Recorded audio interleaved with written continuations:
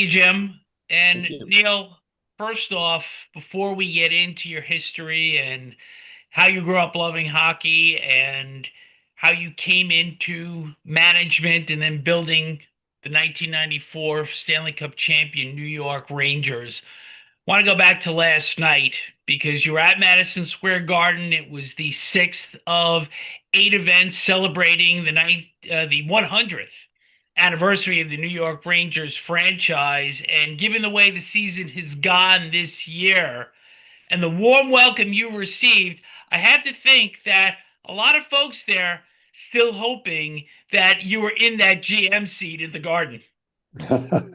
I don't know about that, but I can tell you it was a great night to get together with all the guys that I've known for so many years and played for the team and the 94 guys that did something that no one's been able to do since 1940. Messier was there, Gravy was there, Leach, all the stars. And it was just a really fun night to get together with those guys. Once you win a championship, Vic, you're like brothers forever, and it's a bit of a love fest when you see those guys. It's just so great to see them. Only 41 general managers have ever won the Stanley Cup of the hundreds that have had that title. But of course, in order to get to a GM seat, there's a long road to get there. And can you share with us just growing up and falling in love with hockey? And it was kind of an unusual dynamic in your house because it was your mother that played growing up in Winnipeg, and she was the big fan, and your father was playing piano in the other room. And unfortunately, your dad passed when you were 10. And so that bond with your mom got even closer. And that really kind of built your love for this game.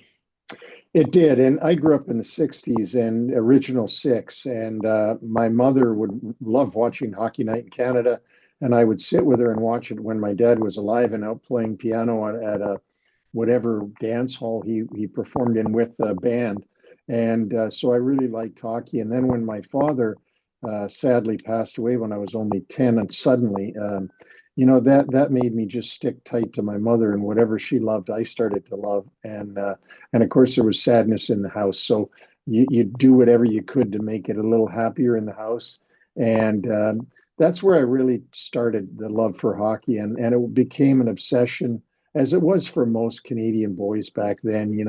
They're in the winters. The winters were colder. There's a lot of snow and ice, and you're out playing road hockey every day. Um, and so that's really where my love for the game. I never thought about NHL. I just thought about having fun. But you also played in some Tier B hockey, and that led to you going to Western Michigan, and you actually captained that team. Yeah, I went to Western Michigan starting in the mid '70s, and I got a scholarship there. My freshman year, I was All American, and yeah, I was captain starting with my sophomore year. And it was a great experience for me. Probably I treasure that experience being there at the very top of things that I've done in my life. And that really gave me a better understanding of the world and a better understanding of how to deal with people. And of course, I took communications, arts, and sciences, mass media as my major. So when I got to meet Vic Morren at ESPN, I was all ready to go. Well, I don't know if I was the one that actually put you in place to succeed as a broadcaster, but you're certainly succeeding as a hockey player. And, we should remind everybody tuning in that you were very proud last spring when Western Michigan won Division One for the first time in hockey ever. Yeah, first time in 50 years. The program is 50 years old last season, and they won the NCAA championship. And I'm proud to say that I was the captain of the very first Division One team 50 years ago, and played in the very first game for Western Michigan. So that's kind of neat, to see the program, get better and better and better until finally, they have won a championship, which is just awesome. So your success as a player led to you being drafted by the New York Islanders, 13th round, 204th overall in 1974 in a draft that produced the first round Clark Gillies, second round Brian Trottier, but there's always a time when you realize that, okay, I've gone as far as I can go, and I may want to get into something different. So can you tell us the transition from player to wanting to get into the game on the management side? Well, it's always a sad day for anybody that's a hockey player who loves the game of hockey, and you find out that you've gotten to your limit and you can't continue to play because you can't make it. I went to Islanders training camp. Um, I went to the Indianapolis Racers training camp the same year when Wayne Gretzky was a rookie there. And I found out that, you know what, this was not my level. So I kicked around in the minors for a couple of years because I just couldn't get it out of my blood to playing hockey. And finally, my mother said to me one time, she said, you got to stop this. You got to use your education. You got to use your smarts and not be kicking around with minor league hockey. So I stopped playing in the summer of 1980, and I got a job in New York and went there to Manhattan. And so one of the first people that was really influential with you is longtime Red Wings executive Jim Devellano, who was with the Islanders at the time. Yeah, he was. I had known Jimmy Devellano since I was 18 years old, and um, he came to New York and took me out for dinner one day when I was working at this job, and I said to him, Jimmy, can I do something for the Islanders? I mean, can I just go scout games for free? I'll go to the games at the Garden and watch the Rangers and watch the opponents and give you guys reports or give them to coaching staff. And he said, well, I don't think we have anybody doing that. So let me check with Al Arbor. And 2 days later, Al Arbor and I were sitting in a Burger King on Long Island, and he was showing me the the forms that he wanted me to use and go to the games. So I started into the games, and I loved doing it. And I thought, wow, this is really fun. And I learned a lot about player personnel from Jimmy D just because I'd hung around with him for so long and saw the way he scouted and did things. And so it sort of came natural to me to do that. And also when I was looking at systems for Al Arbor, my coach in college, Bill Neal, had always had a playbook and systems book.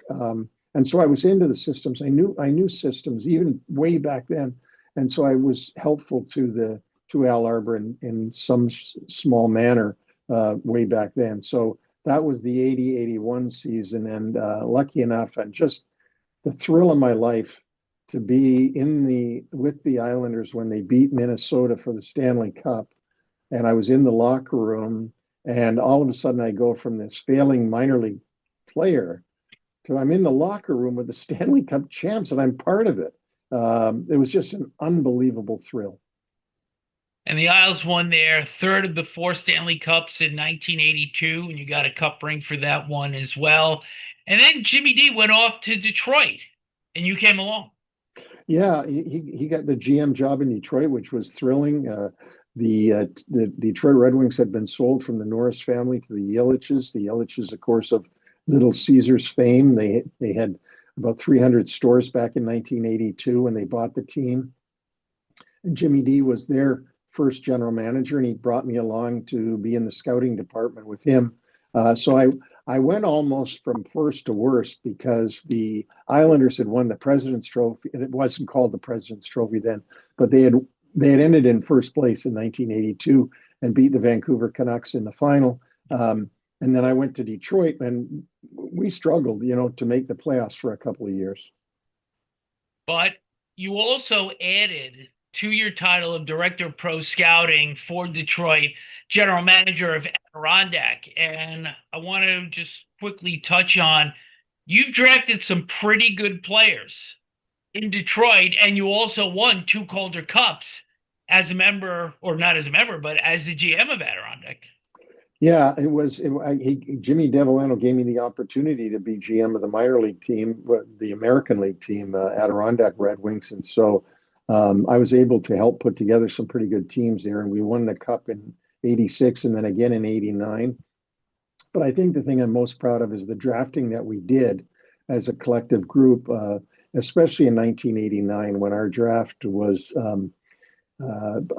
Mike Sillinger in the first round, Bob Bugner in the second round, Nicholas Lidstrom in the third, Sergei Fedorov in the fourth, Dallas Drake in the seventh, and then in the 10th round, Vladimir Konstantinov, who was a terrific player for the Red Wings in 1997 when they won their first cup. And then, unfortunately, after the Stanley Cup, parties, was in a limo, and the limo driver hit a tree, and he was badly paralyzed and never was able to play again. He would have been a terrific player. But that draft was been called one of the best draft in sports history, Yeah. let alone hockey history. So, and I'm just proud to be part of that. See, seeking talent, finding talent to me is a real skill, much more than just being able to hand out contracts and sign players. So as the 88-89 season ends, there's some talk shows in New York that are suggesting that perhaps you should be the next GM of the New York Rangers. And you're 35 years old at the time, and you're hearing this out there. At what point did you think that you were ready to jump up to the NHL from the AHL and lead a club?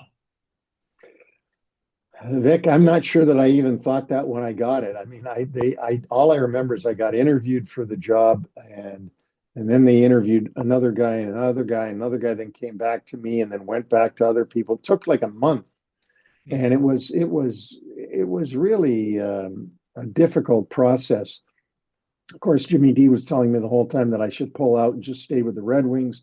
And I said, well, I just want to see the process through. Plus, this opportunity might never come along again to be with the New York Rangers, original six team in New York at Madison Square Garden, all this stuff. So, lo and behold, the truth be known, a number of higher profile people turned the job down. And so they turned to me and said that they wanted to hire me.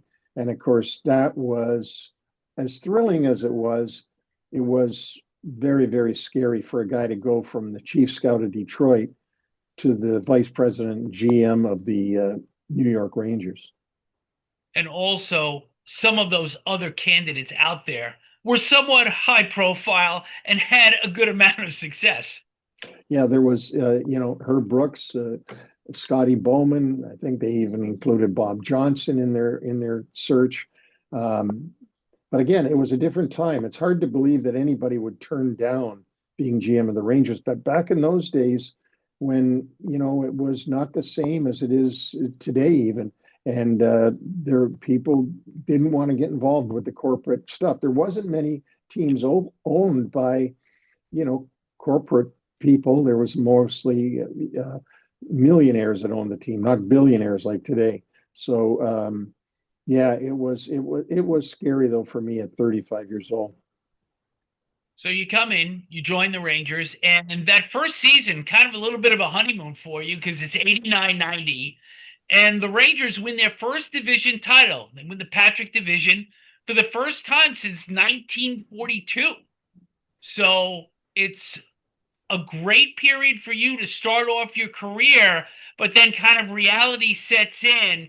You lose in the second round. That's the John Drew series where he had the series of his life there. So you get knocked out by Washington in 90. You get knocked out again, this time in the first round by the Capitals. And I remember the audio after you guys get eliminated. And that was as angry as I have ever heard you because you're saying that we need to address certain areas here. We need to be more committed to winning. And you were going to go out and make that happen. So before you actually make that happen, just describe that feeling in the spring of 91 when you were on the cusp of making the biggest acquisition of your career. Well, I want to back up a little bit and give credit where it's due. I mean, I one of the best things I ever did was hire Roger Nielsen in Mhm. 1989 and have him as a coach, a very experienced guy, a great man. And he helped me understand what the NHL was all about at that level of, dealing with the players and dealing with different things. And he coached us to that first place finish in Yep. 1990. And then in 1990, 91, we didn't end in first place, and we went out in the first round, like you said. And I didn't want the media to go after Roger and start putting, saying that Roger, needed to go or whatever. So I blew up at the players purposely to draw attention away from Roger and away from the coaching, and it worked. But at the same time, there was a change up above at Paramount, who owned the team and owned the Garden. Actually, there was changes there, and in came Stanley Jaffe, and I met with him, and of course, he wanted to fast track this to try to win a Stanley Cup, and I wanted to too. But it was a nerve wracking time because I didn't know what my future would be with this new people over me, and I wouldn't say new ownership because it wasn't, but new executives over top of me. Um, but luckily for me, two things became available in the summer of '91, and they both came from the Edmonton Oilers. First of all, Glenn Sather was calling me saying, do you want Messier? We're going to trade him. Now, remember, they had traded Gretzky in '88, so it wasn't a stretch that they would trade Mark Messier because Mark wanted a fair contract that was up higher than they were willing to give. The problem was that when Glenn Sather says he's willing to trade somebody in those days, you think, well, is he hurt? Can he not play? What's wrong? Why are they letting him go? And so that was nerve wracking as well. But the other thing that became available was a kid that I drafted for Detroit in the second round in 1986 named Adam Graves. And he became a free agent that year in the summer of '91. And I signed him, much to the chagrin of Glenn Sather and the Oilers. And of course, Gravy became who Gravy is today. And I had an inkling of that because I knew him so well, and I knew his dad, knew his family, terrific people. And then we worked out a deal with Glenn Sather to get Mark Messier, who, of course, when he came to the Rangers, that changed everything. That changed the dynamic within the room. That changed the attitude within the room. Not to say that it was a bad attitude before he got there, but there wasn't a winning culture. And I was trying to address getting a winning culture in there, like the Islanders had had. And how do you put that into the team? Well, the only way you do that is by bringing in people that have won already, because they know how to do it. Certainly, nobody had won more than Mark. Describe that first conversation with him. Yeah, I mean, it was upbeat. I remember I picked him up at the airport in Montreal, and we had quite a conversation on the way, and he was quite confident and I wouldn't say cocky, but very, very confident. And I got my eyes open to this guy. I thought I knew him as a player, but boy, he was a specimen of an athlete. I could tell when I picked him up, and just the way he carried himself when we did the press conference. That first game he played at the Montreal Forum when he assisted on Sergei Nemchinov's goal, I think to tie the game, but I can't be quite sure. But anyway, um, if you just watched him, you saw how winners act. And I'd seen it with the Islanders, but now it was my own team. And I was seeing it, I was seeing the transition from what the Rangers had been to what they were going to become. So you win the President's Trophy in the first year that Mark's captain. You win the first round against the Devils. Second round, looks like you've got the series in control. And Adam Graves gets suspended for the slash on Lemieux. And then, of course, the long goal against Mike Richter from the stick of Ron Francis when you guys had a two-goal lead. You wind up losing that game in overtime. You lose the series in 6 games. It had to be demoralizing. And at the same time, the club did take another step up this year. Yeah, I mean, we had taken a step up, but of course, it wasn't the goal that we had. Of course, our goal was to win the cup. We had been the best team in the league. We were right on the verge of beating out Pittsburgh. We sort of blew it, to be Yeah. honest with you. And so now we are going to have to go back and start retooling again and get ready for 92, 93, and hope that we could add to what we already had and do better. And of course, that didn't happen. And during the course of that season, you also had to let somebody go that you were very close with. Yeah, Roger Nielsen was the coach. And of course, when things went real bad during 92, 93 because of injuries, and we just weren't playing the way we should, and it seemed like some of the players were quitting, weren't playing hard for Roger.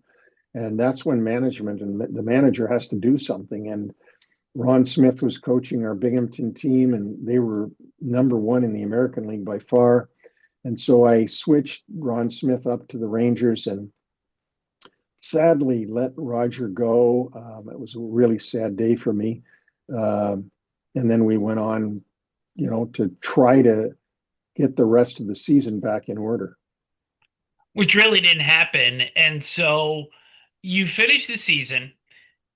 Mark is going to start his third year with the team. And I remember when you made the deal for Mark in 91, and I called my dad and I said, he'll get it done in 3 years.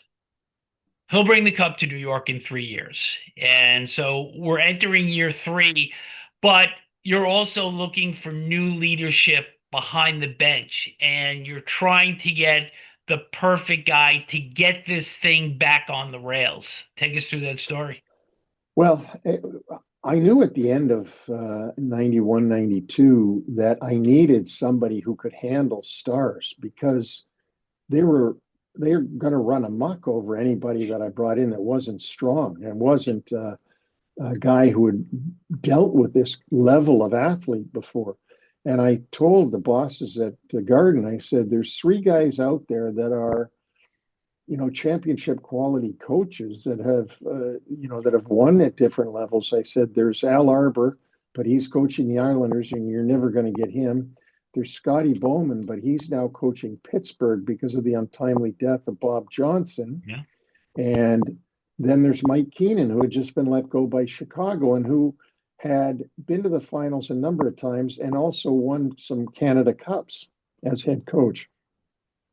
So we approached Keenan. We were able to make a deal, and Mike became the coach in April of 1993. So you go to training camp, and actually you start off in London with I believe it was called the French's Challenge. And even at the start, Mike showed the team what the parade was like when I believe it was the New York Mets had won. And he tried to put that vision in front of the players from the outset. He did. And, I mean, one thing that him and I were in agreement is that, that was our goal, was to win the cup. It wasn't to have a good season. It was to win the cup. And everything was aimed in that direction to accomplish that goal. And his methods sometimes, left me shaking my head and not being too happy about it. But as you know, we ended not only first in the division, but first overall again. And we're all set for the playoffs against, of course, our rival, the New York Islanders. But I want to double back to the start of the season because I think everybody thinks that this was a wire to wire triumph for the team ending up with the Stanley Cup victory.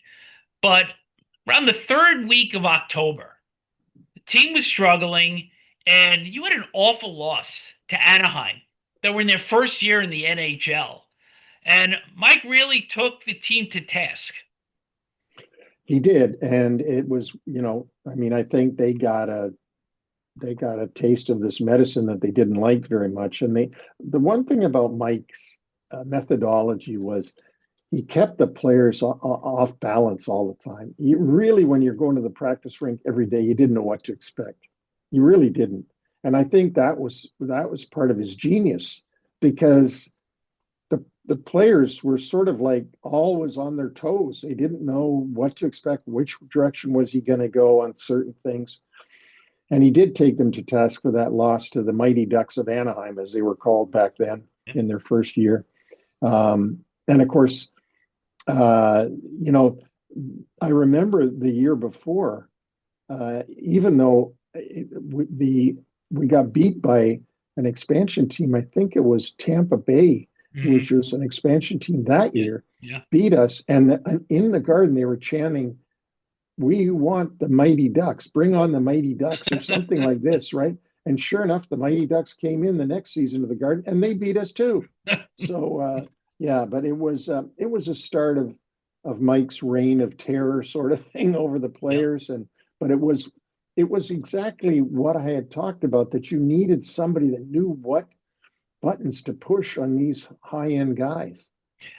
And not long after that, the team went on like a 15 game unbeaten streak. And I remember it ended at Nassau Coliseum.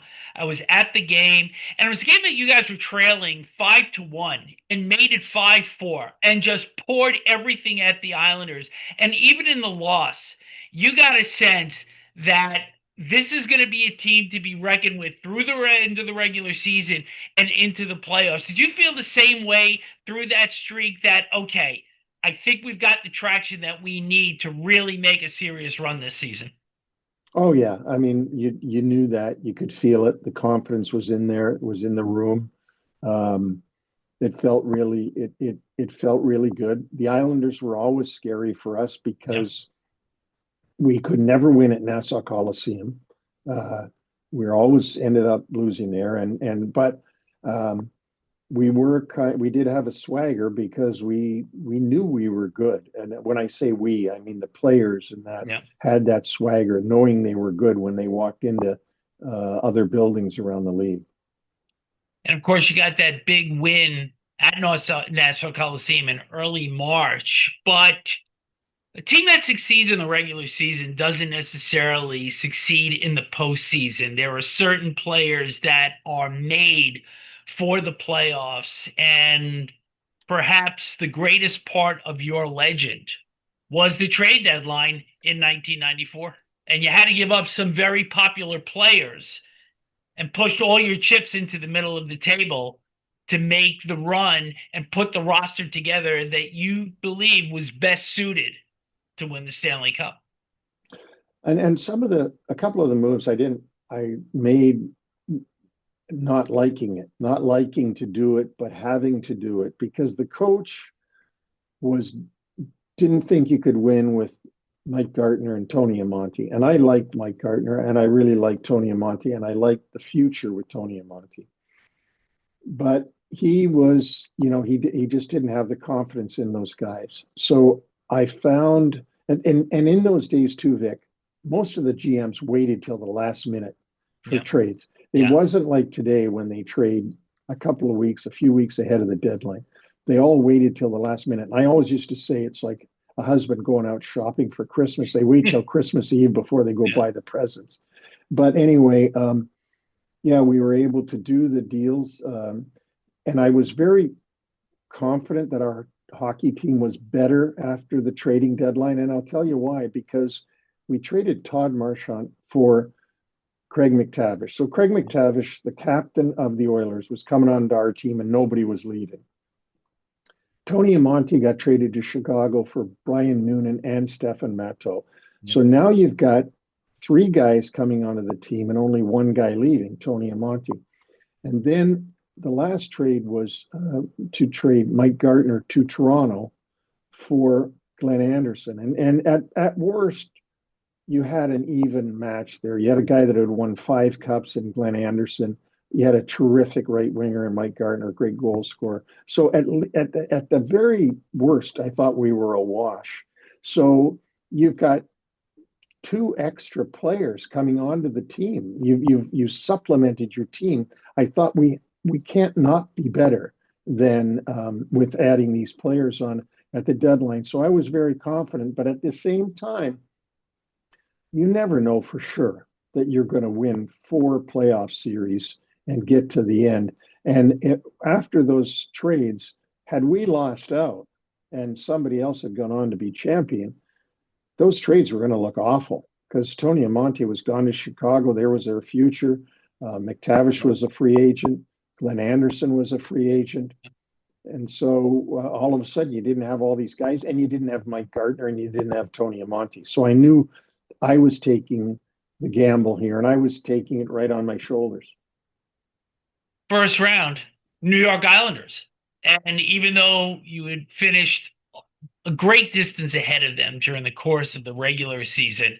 It's always a scary opponent, and in the history of these two franchises meeting up in the playoffs, the underdogs always appeared to favor very well. But the first two games, back to back 6-0 shutouts, you guys were on your way to the sweep. We were. Ron Hextall, believe it or not, was in net for the Islanders. We always think of him as a Philadelphia Flyer goalie, but he had been traded from Philly to Quebec and then to the Islanders, and he was in net during that series. And then we were able to complete the sweep, albeit in overtime. And there was a different feeling amongst this team. This team, the rivalry wasn't something that was really that they cared about. They cared about one thing, and that was winning. And they turned it up in the playoffs for sure. And then again against Washington. So you get into that second round against the Caps. You win the first three games, and there are already people that are saying 16-0 that you're going to run the table and go right to the Stanley Cup. You lose game four in Washington, and then you harken back to 1992 when Richter gave up that long goal to Ron Francis. It also happened in the first period of the fifth game against Washington on a goal by Kevin Hatcher. And that game is 3-3 late in the third period. And you're thinking, boy, if we let this one get away, all the ghosts are going to start to reappear, perhaps. But Brian Leach saves the day, scores in the final 3.5 minutes, and Mike has to make a spectacular save to save the series. Yeah, and you're right. I mean, every time you came close to any one of these series getting close, your hair stood up on your arms because you're like, oh no, here come the ghosts back again. And yeah, we were able to beat Washington as it turned out 4-1. But things were getting tougher in the playoffs. So now the series of the ages, you got the New Jersey Devils, they're second overall. And the reason that they're second is because you guys went 6-0 against them during the course of the regular season. They go in, win in double overtime in game one. That's a game that you lost the lead in the final minute of regulation time. Win game two. Mark has the definitive hit on Scott Stevens in the first minute of that game and then scores a goal. And then perhaps the best game of the series that nobody talks about is game three, where Matteau gets the first of his two double overtime winners. Yeah, and that was of course, in the Meadowlands. Um, and yeah, that was exciting. I think I was actually down underneath in the dressing room watching on TV, like with the team doctors when he scored that goal, and that was thrilling. And it was, to be able to. They were a very formidable opponent, the New Jersey Devils. So this is where it starts to go off the rails with Keenan, though, because in game four, you get down two goals. There's goalie switches, there's benchings, and there's almost a sense that is Keenan afraid to win here? Because he certainly didn't react like he had confidence in a team that was up 2-1 in a series and still had home ice advantage. And I was irate, Dick. I mean, yeah, I was absolutely irate because it was like, this thing continued on. You never knew what to expect. And now we'd gone bonkers. We were pulling Richter, putting in Healy, we're benching Leach, we're benching McTavish. We're doing things at the Meadowlands. We end up losing that game, and now we're coming home and in real trouble for game five. So it was I was pretty upset. There's nothing I can do. I got to let him coach. I got to let the coaches coach. But I mean, I was very upset that we'd put all this work into this thing and we might blow it ourselves. And the team was still flat coming back to Madison Square Garden for game five. It ended up 4-1. Tikkanen scored very late in the game, but there's this sense of foreboding that in the New York metro area, if you're a Ranger fan, the Islanders have won four. And if the Devils win this series, they're probably going to beat Vancouver and win the Stanley Cup. And you've got to go back to the Meadowlands for game six. And of course, the day before, Mark has the media around them and think Mark will say this to this day. He wasn't boasting that the team was going to win, but he just said, yeah, we're going to win to give confidence and show belief that this club was able to overcome the adversity that they had gotten themselves into. Absolutely. And when you read Mark Messier says we'll win tonight, I mean, even I, as president and GM, was really happy and took confidence in that. And it must have been the same for the players and for the fans and for everybody, I hope. Um, but then he turns out the performance of the ages. I mean, a sports performance that you are lucky if you get to see something like that in your lifetime. The Joe Namath New York Jets Super Bowl, the Reggie Jackson 1977 three home runs off of three different pitchers on the first pitch each time. These things can only happen in New York, these iconic moments. And Messier gets a hat trick in that game. We go on to win that game. And it's just like, here we go. We're going back to the Garden. We get another shot at this thing going back for game seven. But it's not exactly how game six started or the way you would have wanted it to, because it was 2-0 Devils in the first period, and there was a shot of you in the lower bowl press box. I think you were just chewing on a coffee stir, and it wasn't looking good. The team was totally outplayed, and that carried into the second period. Mike Richter bails you out. And then late in the second, I thought the Devils started to give up their blue line, which was something that they were not doing throughout the first 5 games and change of this series. Mess drop pass to Kovalev, you're on the board, and there's this sense of confidence that something is going to happen. And as Al Troutwig so wonderfully put it, this was biblical, this third period. I want to take you back there so you could describe to the folks that are tuning in here what you were feeling through each stage of this, because Mess ties the game early in the third after you guys kill off a penalty, blows through Bernie Nichols to get the go ahead goal, and then the empty netter with the Devils on a power play. So just take us through each of those emotions of those three goals. Well, first of all, when Kovalev scored at the end of the second period, the building erupted. And I think that's what threw off the Devils because we had more fans in that building, it seemed like, than they had. So we go into the locker room confident. They go into the locker room shook up. We come back out, as you so aptly put it, Mess, gets the first goal to make it a tie and then a go ahead goal. And then when he threw the puck all the way down the ice, I think from behind our blue line and into the empty Yeah. net, it was something that I've never seen before. I was a fan at that moment. Yes, you I were. was a fan because there's nothing I can do, but it was thrilling. It really was. And as I said, it's a performance that you rarely get to see in any athletic event, the one that Mark put on that night. But nothing came easy because in game seven, Brian Leach scores midway through the second period, and that goal holds up until the final seconds of regulation. Zelepukin bangs one in, and the sense of foreboding in the Garden to be that close to getting to the final, and now you're an overtime goal away from going home. Yeah, exactly, exactly. And this could only happen to the Rangers. You know, of, of the 54 years and all the heartbreak and all the rest of it, nothing ever came easy. And even with the superstars we had and the team we had, it wasn't going to be easy. And we did go into that overtime and then into a second overtime. And you guys dominated the overtimes, but before Matteau's goal, there was a big scare on a shot from the left circle from Stefan Richer, and the puck gets lost for a second. Nobody can find it. Brian Noonan skates away from it. And then just a few seconds later, probably the most memorable goal in Rangers history. You're all the way at the other end, all the way up top in your suite. What are you seeing?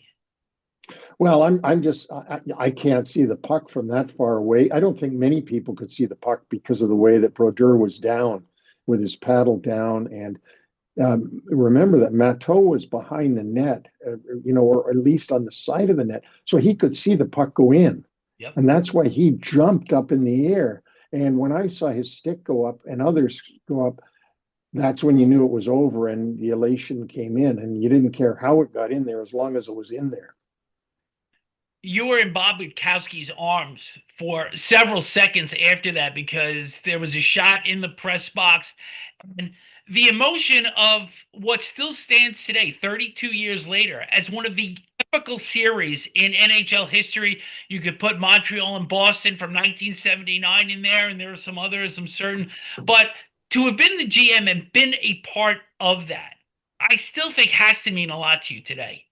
Well, it does because, you knew that whoever won that series, and when I say you knew, I'm not trying to belittle Vancouver, Yeah. but all the odds were that the winner of that Eastern Conference final was going to win the Stanley Cup. And so when you win that, and now you've got a real shot to end this 54-year jinx, like you're really going to be there now. This is real.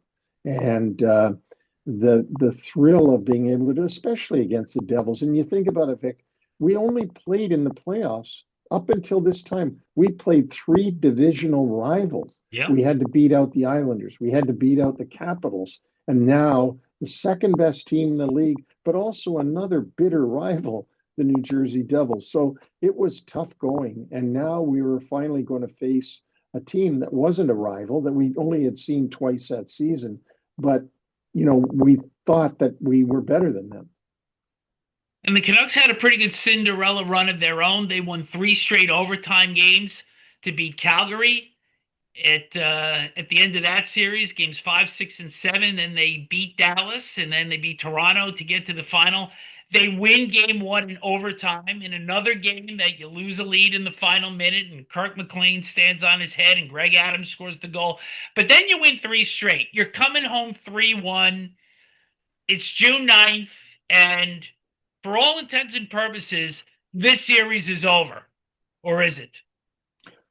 It isn't, because I think that the gravity of the moment got to us. They came in pretty relaxed, um, and they beat us in the Garden. And here we go again with the oh no's.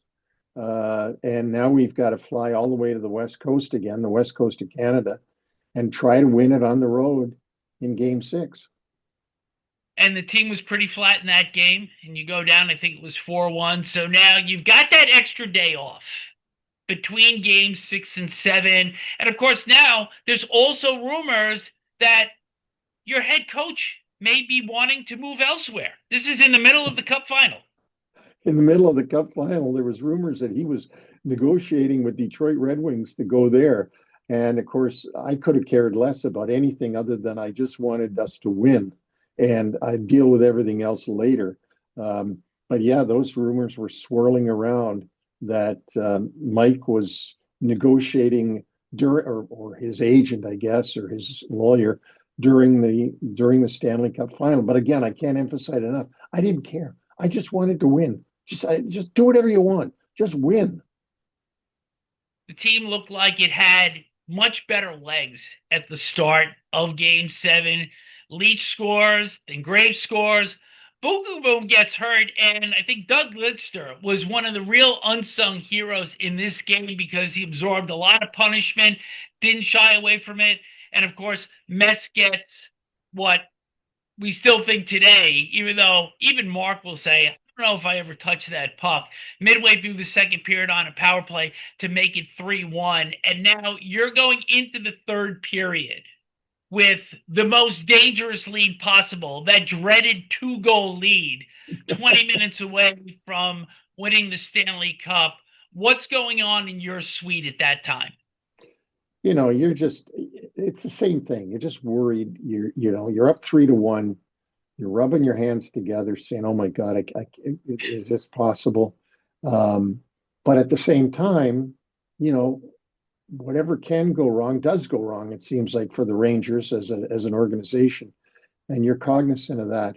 But at the same time, you believe in Mess, you believe in Gravy, you believe in Leach, you believe in Richter, you believe in Zubov, you believe in all these guys.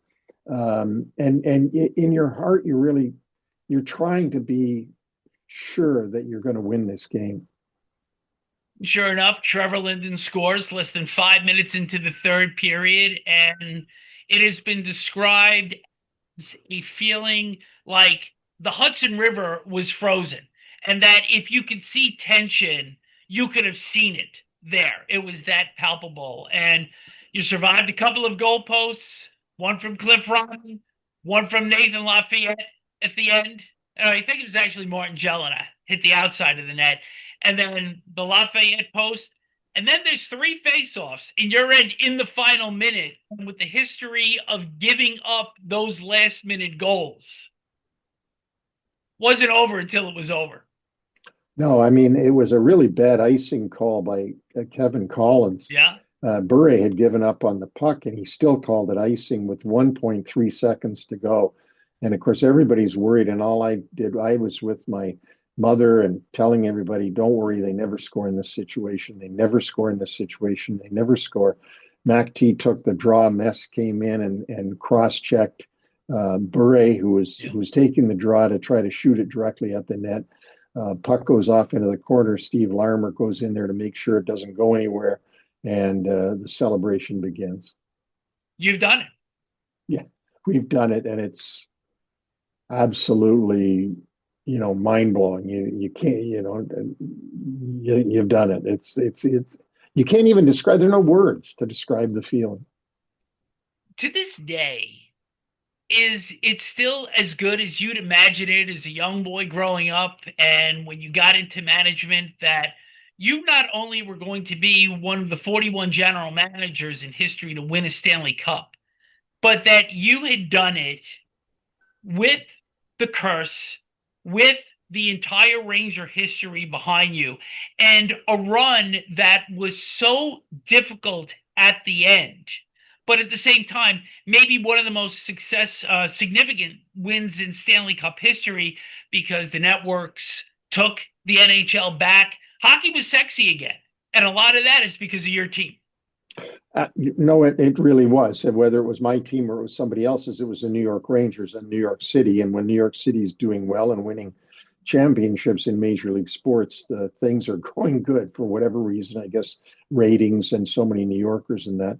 But you know what? It's made my life a lot different. My life never would have been what it is today. It would have been something else, but it's like we were all saying to each other last night at the game when we were in the suite together, all the guys that were on that team. Um, it's made your life. It made your life. It made you different. Your thought of that's the first thing people think of. I mean, when I'm introduced at a hockey game to people who maybe don't recognize me, but I'll be introduced. And they'll say, "Do you know Neil?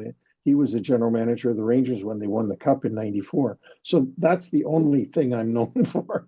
It wasn't drafting all those players in Detroit. It wasn't 11 years of management in New York. It wasn't a lot of things. It was that one singular thing. He was GM when they won the Cup.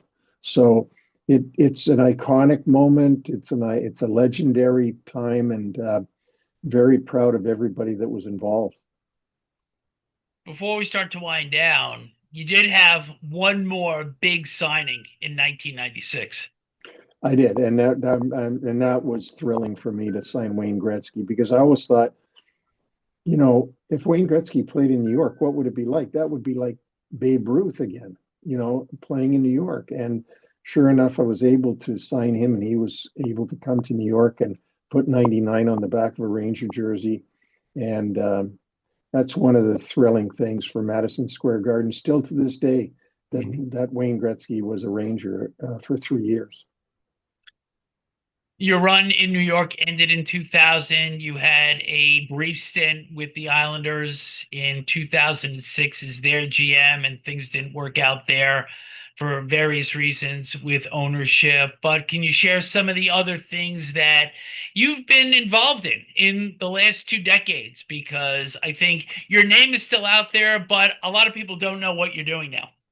Well, I did some consulting when I first left the Rangers with various teams. I was still in the hunt to get another GM job. It just didn't materialize until that short time with the Islanders in '06. I did TV. as you know, Vic, for Yeah. ESPN and OLN and various different networks, NHL Network. I did a lot of that, Yeah. and I did radio and so on. Did a lot of analysis, and then it life doesn't always treat you fair as you're going along, and it certainly treated me great during the '90s. But then when the 2000s came, things just didn't go as well as they had gone for me personally. So you end up, with some heartache, and that changes how you look at life. And then, uh, lucky enough to find more meaning again in trying to help folks with different areas of life that maybe have impacted me that I can help lend some assistance to in grief and whatnot. And so, that's been very fulfilling for me and healing for me. And then, of course, being involved and coming up with this podcast that we do has been really, really fun for me and also fulfilling it in that I feel like I'm back in the game. And going to the Islander games as an ambassador for UBS has been very fulfilling. There, you don't it's great when you go to a game and you don't care who wins. There's no threat to you that you have to win. So that's been very good for me too. And so things in life right now are good. They of course can always be better, but things are good right now. And a happiness that I didn't think would ever come back has actually come back. Well, I have to say that when I left ESPN in 2023 after 33 years there, I didn't think that I'd get an opportunity to be involved in hockey again. No less do a podcast when you approach me because you said, let's do a production project together. I'm like, okay, podcast. I had no idea what a podcast was. And now, 250 or so episodes later, we keep chugging along. And I think for me personally, it's a thrill to not only do this with somebody that has been a friend for 35 years, but to be able to exchange views on all teams in the league on, I wouldn't say a daily basis, but close to it, and to Yeah. stay in touch the way that we have, it's terrific. And I was telling Jim before we got on that the one thing that people that are tuning into this should know, Neil is as regular a guy as you would ever want to meet. There's no ego, there's no diva. He is terrific and loves to talk hockey and is still in such great appreciation of the appreciation that people have shown him for that Stanley Cup in 1994. Yeah, very well said. I really do still get a thrill out of the fact that uh, my work made so many people happy. Made me happy, made my dad happy. I know, and that's worth it right there. One quick story before we give it back to Jim for some questions. You remember after the fifth game against the Devils series, and it was me and my dad, you and your mom, and the mutual friend of ours that introduced us, and that was the late great broadcaster John Saunders. We're sitting in a restaurant after game five, and my dad said, boy, I'd really like to have your job. And after that fifth game, where it was so difficult for you, knowing that what was out there, and you said, yeah, you could have it. But you were so gracious that night, and it just speaks volumes to the guy that you are. So, Jim, I'm going to hand it back to you for some questions.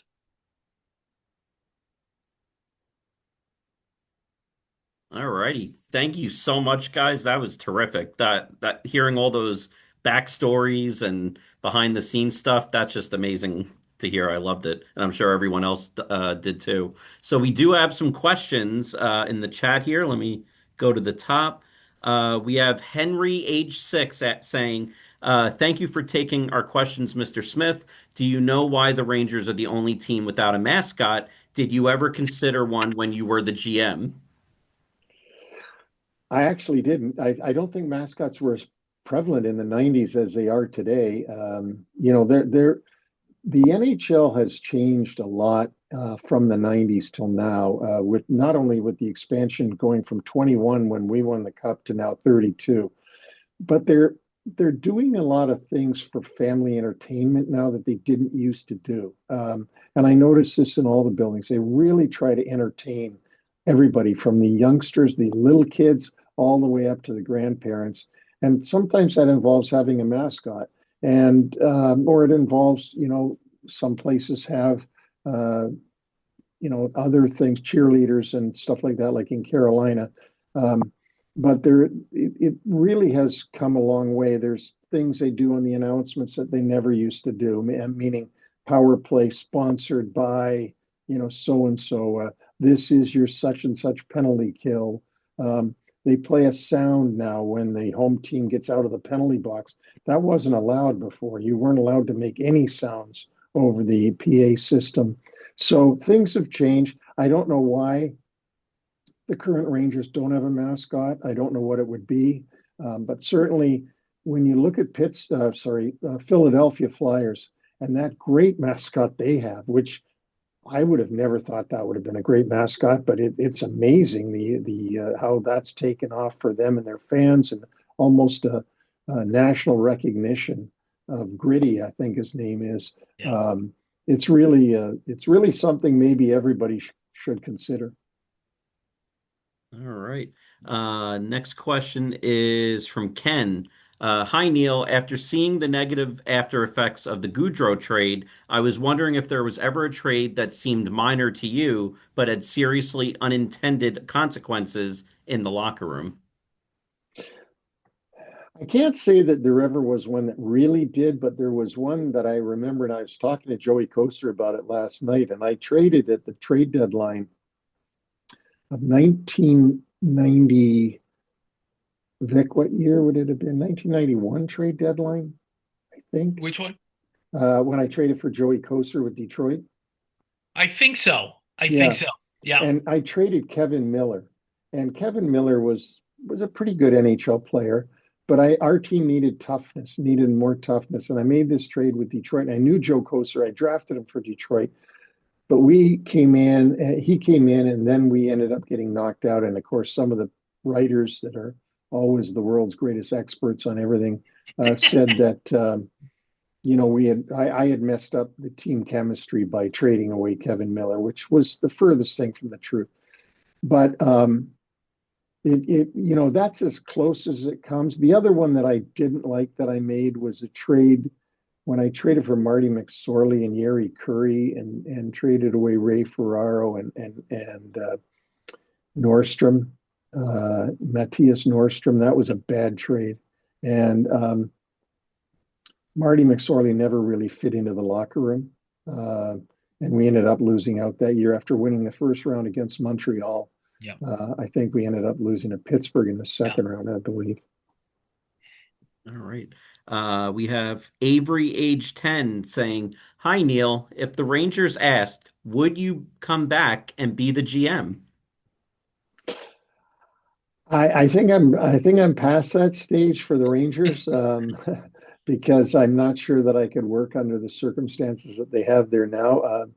Uh, I'm somebody that probably needs to have a lot of control because of the fact that to do things right, I don't need as much control as Lou Lamoriello needs, but I do need to be able to do what you do in hockey to put a winning team together. And I'm not sure at the age I'm at now. I'm double the age I was when I got the job in New York. So I'm not sure that I could do it. It would be fun to think about it. But that old expression, you can never go home. That might be true in this case. Well, I, for one, and I'm sure many others would say, Neil, please do it. All right, we have a question. Where are we? From Paul. Hey, Neil, thanks for the memorable 1994 Stanley Cup season. It's hard to believe it has been 32 years. Anyway, what are your thoughts from a management perspective of NHL players in the Olympics?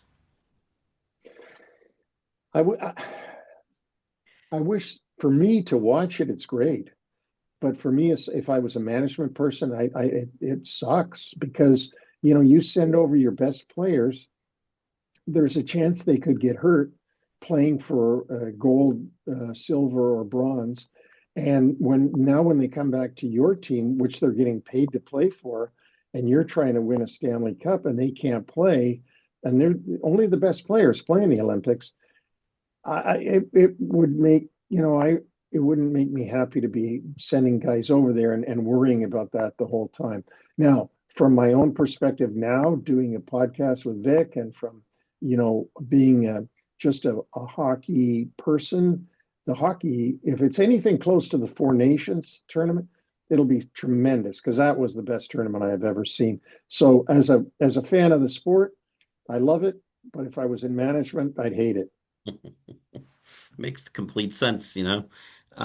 Let's see, another question from Avery. Who's your, excuse me, who's your recent favorite Ranger? Well, recent, I mean, everybody loved Lundqvist. He was magnificent. And I got to tell you that I really like Jacob Trouba. I know a lot of Ranger fans thought that he was overpaid and this and that, and he probably was because most of them are. But I loved his leadership. I loved the way that he could make other teams take notice and have to keep their head up, and that he was giving that team something that not many players can give a team, which was they put this fear in the other team. And it seemed like he was the guy that really was the leader of that team. So I enjoyed him. Kreider, I thought was a real great Ranger. And so I guess those would be the guys which I had nothing to do with. I've never met them, but those would be the guys I'd love to meet them. Okay. This next question is from Dennis. Thank you for meeting with us. As we approach the trade deadline, can you give us a behind the scenes walkthrough of how a trade occurs from idea to ultimate resolution? Well, it takes a long time because what you're doing is you're evaluating your team as the season goes along. And you get to a point, which is about now, 50 games into the schedule, and you've got to make a decision. Are we in or are we out? And if you're the New York Rangers, for an example, or the Vancouver Canucks, or I can name off a number of teams, St. Louis Blues, you're out. You're not making it. So you've got to think of, okay, what do we want to do here? Do we want to sell off some assets to get younger assets so that our future looks brighter? How do we want to handle this going into the deadline? And you start talking to teams early to see what the possibilities are for you out there. Now, if your team happened to go on some miraculous 15-game winning streak and put yourself back in a playoff picture, then it becomes different. But that very rarely ever happens. A 50-game sample size is pretty good to know what you got. All right. Let's see. We have another question from Avery. Who is your favorite Ranger during your whole career? If it's personal favorite or professional favorite, I mean, my favorite, of course, was Messier because without him, all the history, all the good things that I'm known for don't happen. Probably the guy that I feel most like his family to me is Adam Graves because I drafted him in Detroit. I knew his parents, I know his siblings, I know his wife. I feel very close to him. And I got to be honest with you, like the list will get longer because I love Mike Richter, I love Brian Leach, and there are others. I mean, as I said to you guys out there, when you win the Stanley Cup like that, all those players, Jay Wells, Doug Lidster, Glenn Healy, Craig McTavish, I can go on and on. I mean, I just delighted to see them again because we shared something so special. And but of all the years, 11 years I was with the Rangers, I have to say that when I'm asked that question, I always say Adam Graves as a personal favorite. As a professional favorite, it would have to be Mess because without Mess, we don't do that. You definitely had a lot of amazing players during your tenure there too, so it is a hard one. That is a tough Yeah, it question. sure is. Let's see. Avery, another question. What is your second favorite NHL team? Oh boy. You Well, don't even first have of a all, first. yeah, I was going to say, how do we know what the first is? Um, I really don't have a favorite. I don't cheer for teams. What I do is I hope for my friends to win. And to be honest with you, Vic and I have a lot of fun with this. Like I predict winners on our website every day in a thing called Smith's Picks. And to be honest with you, when I sit down tonight, and some of the games are already in progress, so I'll have to catch up. But I'll want the teams to win that I predicted would win, and that's as far as it goes. I'm not cheering for anybody. I'm just hoping that I'm right, and that's who I cheer for. I cheer for me to be right. I actually cheer for him to be right also, and I'm not telling you how you're doing so far tonight. Okay, don't tell me because All right. I gotta I'm gonna have to get away in a few minutes and go watch the games, or our podcast won't be very good tomorrow. I'm keeping you guys up late here. So let's see. We got another question from Ken. It seems like Chris Drury and Mike Greer have a good relationship. Did you have a counterpart who would often offer you trades that were mutually beneficial instead of lopsided? Well, I mean, I got to tell you that Glenn Sather should have been my best friend in those days because I beat him up on all these different trades, and we wouldn't have won the Stanley Cup had Edmonton not traded us all those players. Obviously, I mean, from Messier to Glenn Anderson to well, Glenn Anderson came from Toronto, so I misspoke there. Esa Tikkanen, Kevin Lowe. They were just guys that had came in. They knew how to win, and they wanted to do it again.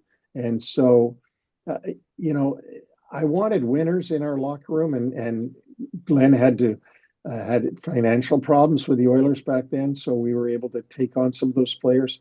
But I had a good relationship with all the GMs in the league, and I think that Mike and Chris have a good relationship because of the Boston connection. I call it the Boston Mafia.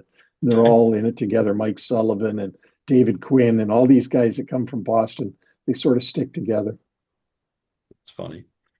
So it appears that's the end of the questions on here. I do have one question. Was there ever a trade that you could have made, but you regret that you didn't? Oh, there's one that Vic I think knows about that was in 1991, I think it was. It was around 1991. Uh, Ron Caron was a GM of St. Louis, and he called me and he says, "I'm going to trade Adam Oates. Are you interested in Adam Oates?" I said, "Yeah, yeah, yeah, yeah, yeah," because I had signed him in Detroit, and so I worked out a deal with him to get Adam Oates and Paul Cavallini. I'm not going to tell you who I was trading. I will in a second. And I went to Roger Nielsen and said, we can get Paul Cavallini, sorry, Adam Oates. He's now in the Hockey Hall of Fame, obviously. He was a great player. And Roger said, "You're going to trade Darren Turcotte?" And I said, "Yeah, Turcotte and Patrick for Cavallini and Oh, Oates." And he said, "I don't want to trade Turk. I love Turk." Da, da, da, da, da, da. And I was at a stage in my career then when I wouldn't make a trade if the coach didn't want the trade. So I called Ronnie Caron back. He was pissed. I said, "We can't make the trade because my coach doesn't want it." Of course, looking back now, we would have slam dunk won that trade. But I was loyal to my coach, and so I didn't do it. hindsight is 2020, you know. Yeah, that's for sure. Just ask all the fans and the media. That's amazing. These are little tidbits that no, I don't think anyone ever heard before, so that's great. Hey Um, Jim, can I jump in for a oh, second? please, yeah. Because I think for the folks that were in tonight and listen to this and want even more in-depth coverage of 1994, Neil and I, the year of the 30th anniversary, so that would have been 2 years ago, did a five-part series, and it's on the NHL Wraparound podcast, and it is called 1990 Forever. And it's like I said, a five-part series, and the guests that we had and the stories that were told. I mean, if you enjoyed what you heard tonight, we had Glenn Healy, John Davidson, Kevin Lowe, Steve Larmer, Mike Richter, Stefan Matteau, Graves, Brian Leach, and Mark Messier. And the fifth of the series was just reflection on what 1994 meant to players, management, office staff, fans, and media that were involved with the team that year. So again, NHL wraparound 1990 forever. That sounds awesome. I'm definitely going to check that out for sure. I don't see any more questions, so I think we can leave it at that. Thank you to everyone who joined us this evening, and thank you so much to Neil and Vic. This was a terrific program. It was amazing hearing all the stories, and thank you so much. We really appreciate it. Thank Thank you for having us. Absolutely. Have a good night, everybody. Thank you.